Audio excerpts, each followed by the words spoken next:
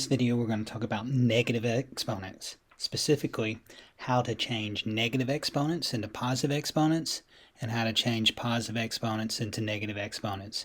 There are going to be certain situations when you need it to have a negative exponent and you're going to have to change it into a negative exponent, or the instructions are going to say don't write anything as a negative exponent and you're going to need to change it to positive exponent. So these rules are going to be used to change one to the other. Rule number one, write whatever they give you as a fraction. That means if it's a number and it isn't already written as a fraction, the way you write something as a fraction is you write a division bar and put a 1 up under it. That's how you write something that isn't a fraction as a fraction. If it's already a fraction, then you don't have to worry about this step and you can go to step 2. Step 2 tells us we need to flip that fraction, and when we do that, the act of doing that changes the sign of the exponent.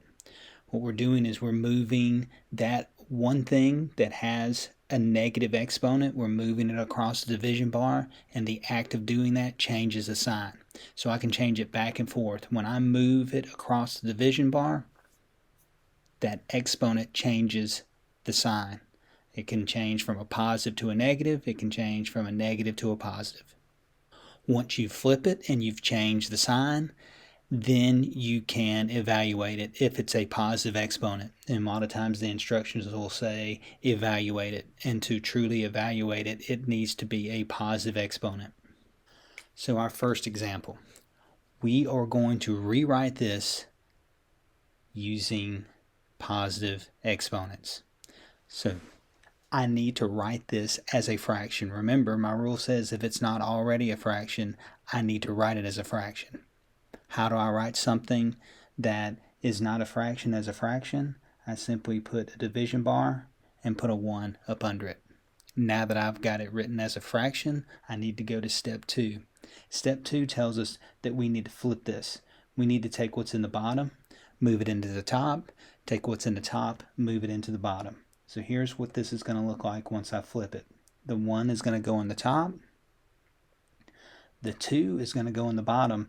And the act of moving this across this division bar changes the sign of this exponent from a negative to a positive. Then I need to evaluate this. This is 1 over 2 to the second power, but we know what 2 to the second power is. That's 2 times 2. And 2 times 2 is 4. This is 1/4. Here's some additional examples of this.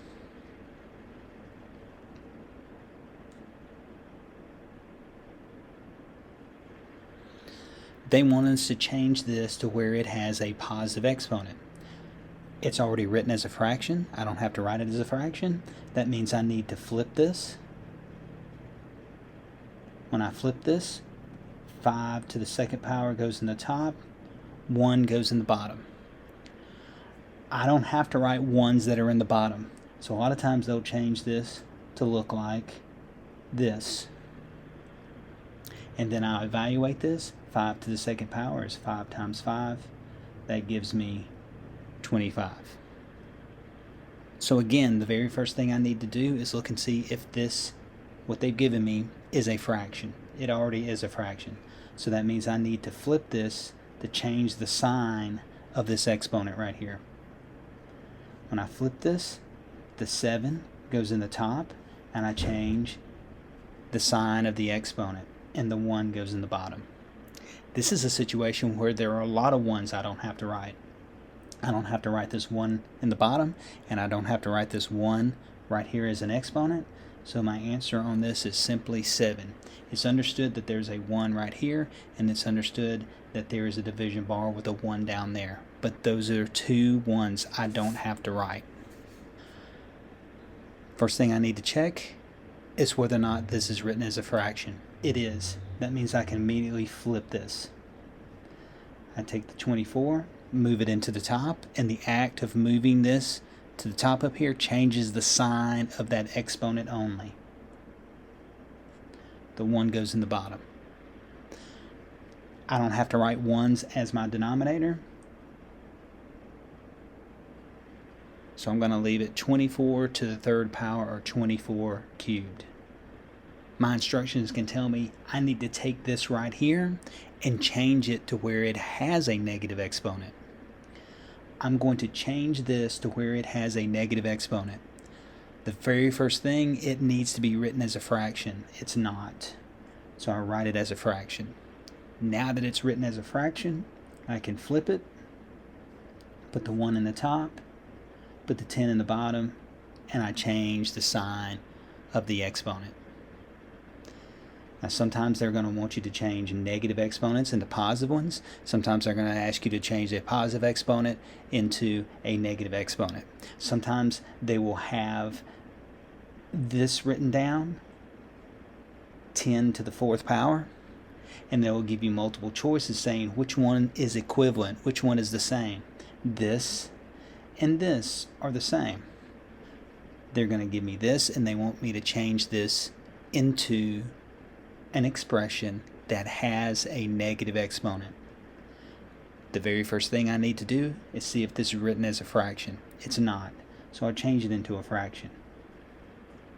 Now that it's a fraction, I can flip it. Put the 1 in the top, 243 to the negative fourth power. I have to write ones in the top. I don't have to write ones in the bottom.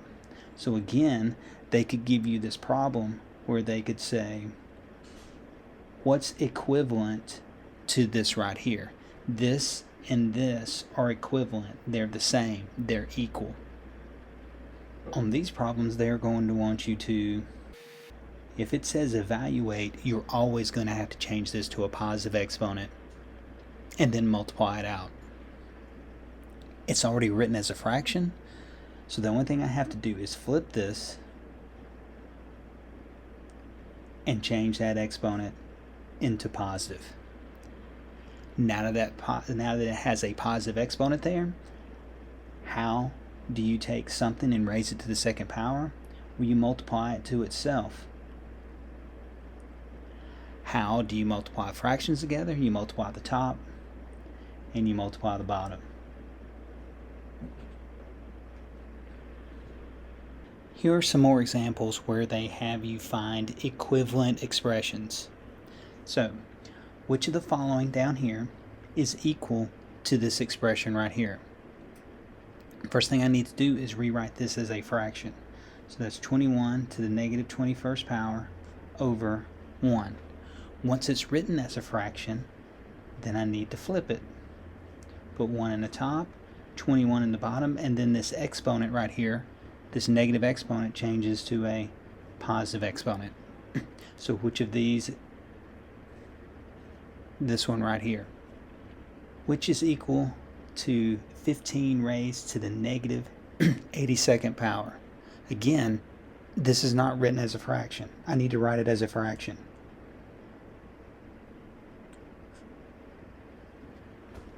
By writing my division bar and putting a 1 up under it.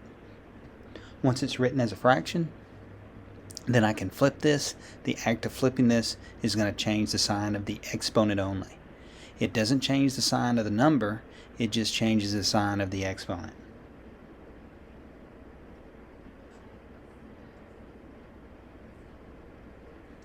Which one of these up here is this right here? That would be that one right there. Which of the following below is equal to this right here? Well, now it's already written as a fraction. I don't have to change it into a fraction.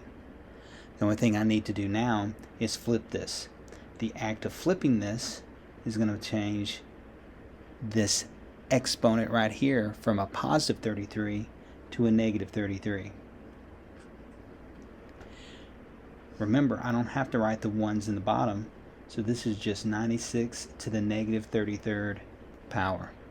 So again, it's this first one right here.